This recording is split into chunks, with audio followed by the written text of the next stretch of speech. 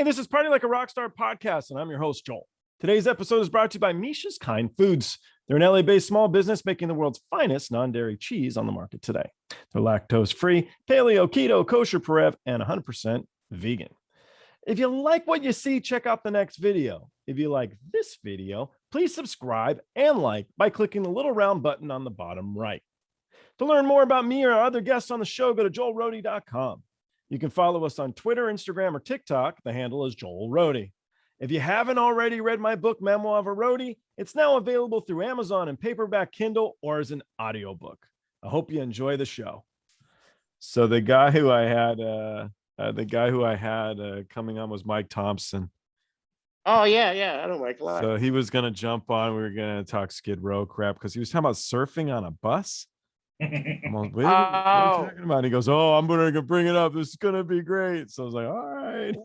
We were on a double-decker bus going through Germany, and everyone was sitting in the back lounge, and the band and crew was on. It was a promo tour. We were all on one bus, and we were sitting around the table in the back, and it had the hatch that slid open, like way open. And Elwood went to the front of the bus, went up through the hatch, ran down the top of the bus, and jumped through the back hatch and landed on the table and scared the shit out of all of us. And then about a half hour later, Mike Thompson climbed through the hatch, did the same thing, but he landed on a beer bottle. Oh, no. In about as painful a place as you could encounter a beer bottle. I think that's what he's he and Elwood both kept doing it until Elwood came back through the hatch once with leaves in his lapel of his jacket. I think he had gotten pretty close to a tree branch off the bus. and that ended the whole but that was back then. It was a boys club. Yeah. On tours like that. Yeah. There was if you drank, there was constant drinking. There was lots of recreational drugs. Sebastian was on the bus with us, so that was that alone was that's a lot. Quite the ordeal. I mean, when he would finally pass out, it was like a relief. We're going through the whole bus, and it's fine. We could turn all the loud music off, and then he'd sleep for 10 hours. But those guys, I still talk to him I talk to Mike Thompson all the time.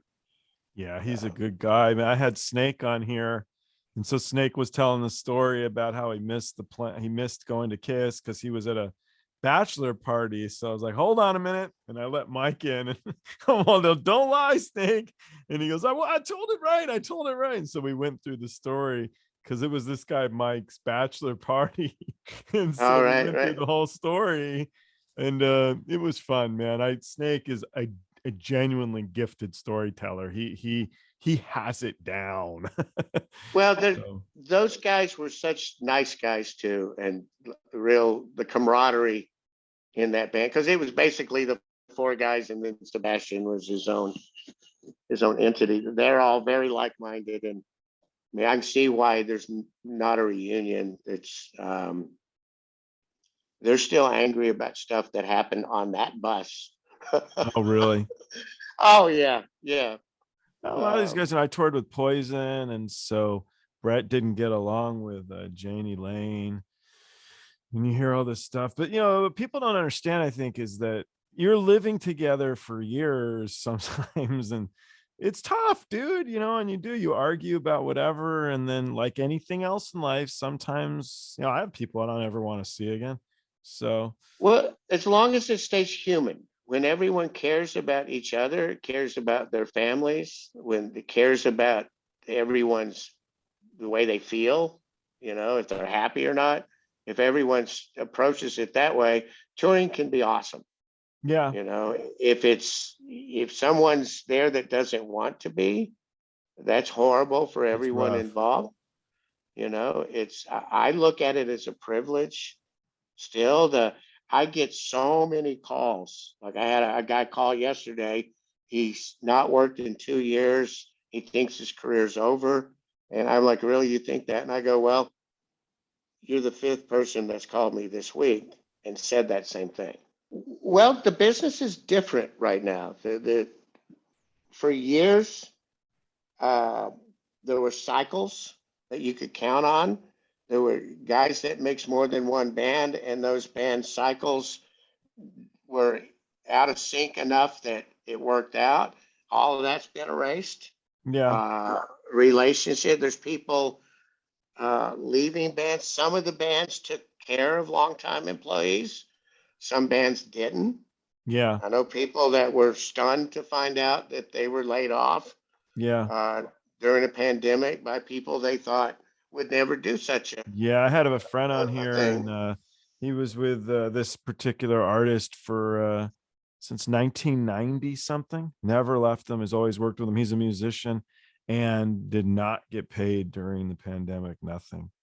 So Well, it's really bad, the bands that got stimulus money and didn't take care of, No you know, trickle and then down. well, and then some of the band like ZZ Top took care of everybody, you know. God, there's a whole slew of them that Dave I was blown Matthews. away. Dave Dave Matthews is Matthews great. took Yeah. care of everybody. Ari, we had just finished Ari's tour. She bonused everybody 4 months after the tour. As soon as she Wow. found out they weren't, and she doesn't know about how any of that works. And as soon as she found out, she called, and she put a little committee together to figure out how to do it so there's no tax implications. And we figured out a way to do it. And everyone was shocked to get a little envelope in the mail with I've never money in my they life didn't. had a job ever where I got a bonus ever. Oh, really? No. You know, in the old days, like with Aerosmith in the 80s, every time the tour was over with, I got an envelope full of cash. And it was usually 10,000 or more. Wow. On my birthday, I got 2 weeks pay. Whatever I was getting paid at that time, they would give me 2 weeks of that. But I worked for them year round. I did a Yeah. lot of stuff for them and sacrificed a lot. And they showed that appreciation. A lot of bands do that really well. And then there's the ones that don't. And I always cherish it when it actually happens in a good way. That's a good thing. Absolutely. That's why I production for me, when COVID hit, ceased. All the venues that I was at, I was their designated production runner, stopped. And I had to go back into a business that I hate, back in the pizza business. We were talking about eating pizza. Yeah, we did. We started this with pizza. And if I look at pizza in my home, I will gag. Yeah, I'm pretty over it, and I'm only a few years of eating it every day. So Years of running to pizza, well, which I enjoyed when I was avidly doing production, and I'd have a 30 pie order that's got to go out to the bus, and I've got to separate because this bus wants only vegan pizzas, gluten-free. This bus, if anybody orders anchovies, it's not allowed on the bus, but they still have to get their food. You know, and I miss that. It was a challenge. Yeah. Yeah. It was like for me, it was like I guess for most live sound engineers, you know, you've got one shot to get it right and do it live. Where in the studio, yeah, we can do another take. Yeah, we can do another take. Now, you don't have that opportunity. Yeah. And that's why live sound, still to this day, it thrills me. It really does. That the engineers go, they do what they do, you know, with everybody else doing their jobs.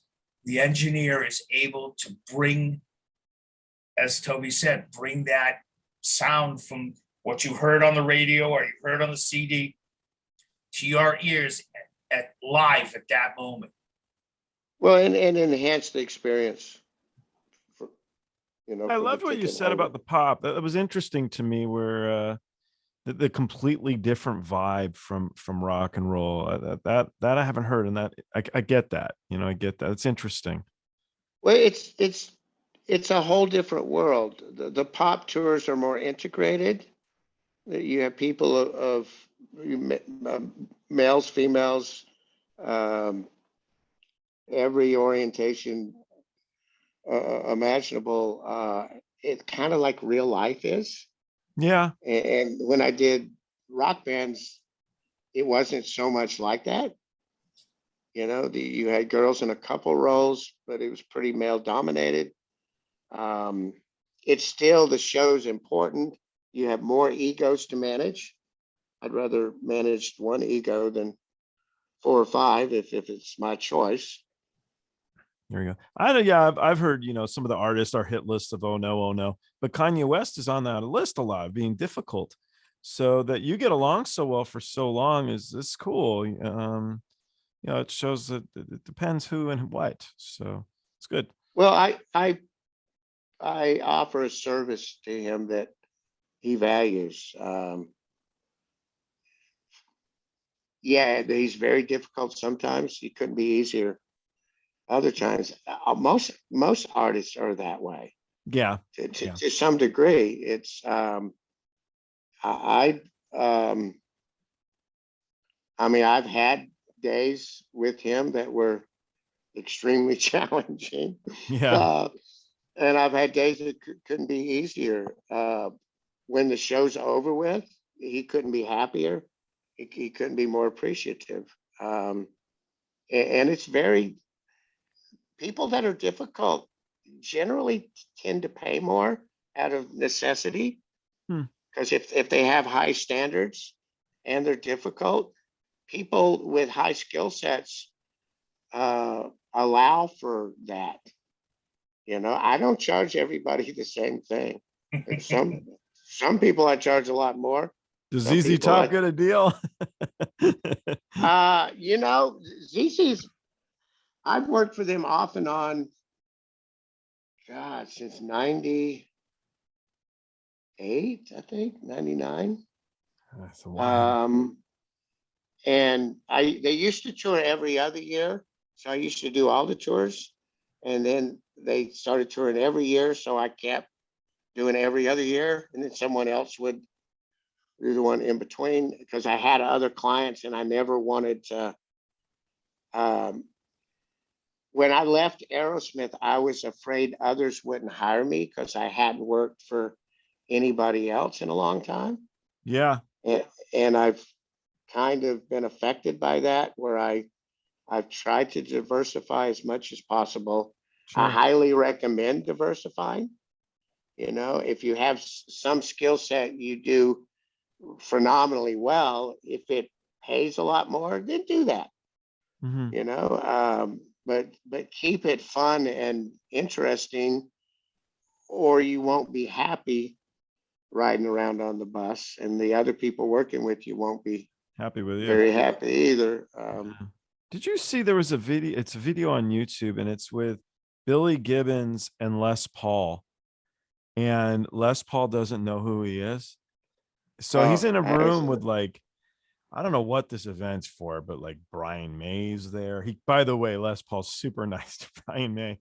But then Billy Gibbons gets up there, and I don't think he's being a smartass. I think he doesn't really know who he is. And so he's like, are you able to play this? You're going to be able to follow. And he'll be like, I'll manage. I'll make it a lot. It's really worth watching because it's a great little chemistry between the two of them. It's very fun. It's neat.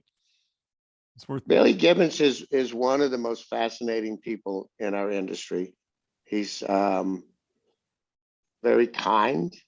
Yeah. He's very nice. He is fascinated by people outside of the entertainment business. I mean, I've seen him have conversations with people you or I probably wouldn't have a conversation with. I've seen him. He embraces the homeless. So there's another video I remember watching where it's a street performer and he goes up to him and starts playing with him. And that's really, I Yeah. love that kind of stuff. I Yeah. love that. So Yeah, no, it was good. he's a unique guy. He's Elwood's worked for him for 26 years, 27 years, something like that.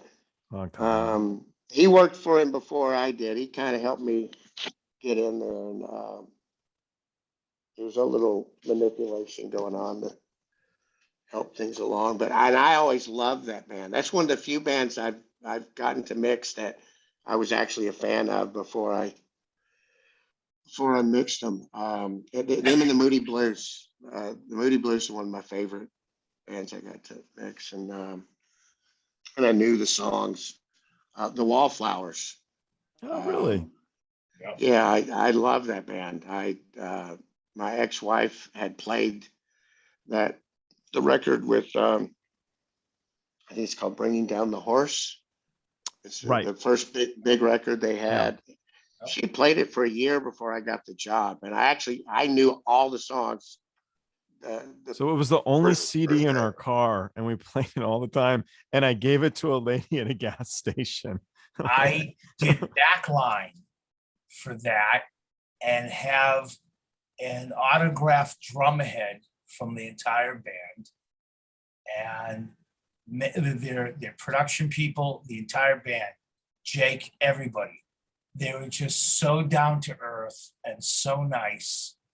And I want to say, I was the one that was there to be accommodating to them. It was like they were being accommodating to me. Oh, they're always that way too. They could not have been nicer to work for from day one. All of them. I still talk to most of them. Yeah. I run into Jacob every once in a while. Rami, the keyboard players in the Foo Fighters, so I see him quite a bit. And the others talk to online. Facebook kind of changes. It makes it so easy. Well, and they had a thing called Crew Space that was. Don't know it. This goes back probably 15 years or so before Facebook, and it was a similar thing just for crew guys. You had to be a crew guy to get invited in, and I reconnected with a bunch of people through that I had lost touch with, and then through Facebook. I'm very accessible, mainly through social media. Neat. All right. Well, I think we really should run. We've been on for a while. Okay, cool. But I appreciate it, and I will talk to you guys soon.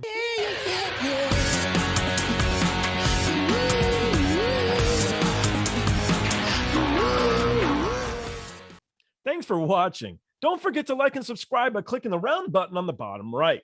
To learn more about me or the guests on the show, go to joelrohde.com. You can follow us on Twitter, Instagram, or TikTok. The handle's Joel Rohde.